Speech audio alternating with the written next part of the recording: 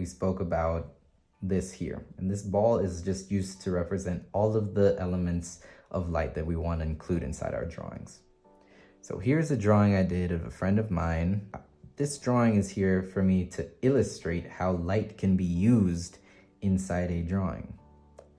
Let me know if you'd actually like to see a complete process of how I include light inside my drawings, like a longer kind of video, because if I were to draw something like this, it would take me quite a bit of time, and I don't know if you guys would want to see that or not. So first of all, we need to understand, where is the light coming from? And sorry about this phone shadow. I'm using a tripod. I don't know what to do yet. If you guys have any advice, I'd appreciate it. So our light is coming from this direction. This is our light source, which means that everything on this side should be light.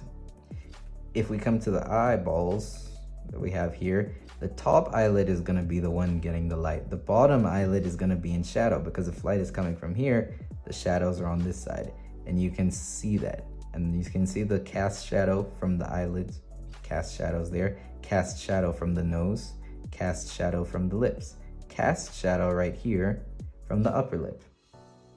Now let's go to the reflected light.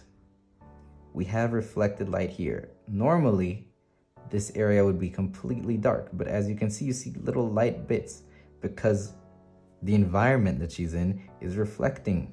Even her clothes are reflecting onto her face, creating light within the shadows.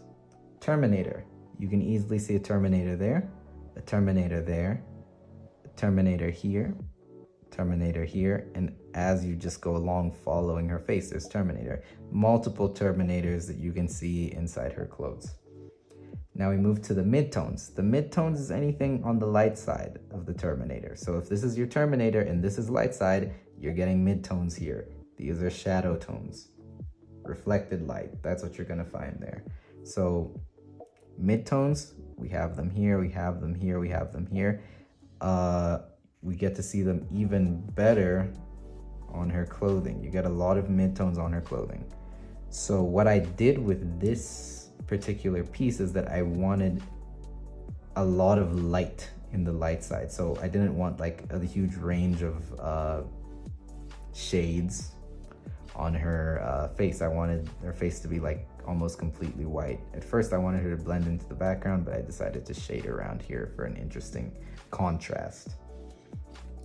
So we see a highlight on her lips. We see highlights on her eyes, which is another element. And you just need to find a way to include all of these elements inside your art to make your art look much better. It's a huge leap. Then there's proportions and form that you have to understand. But otherwise, to summarize how I use it inside an art piece, this is how I use light to improve my art.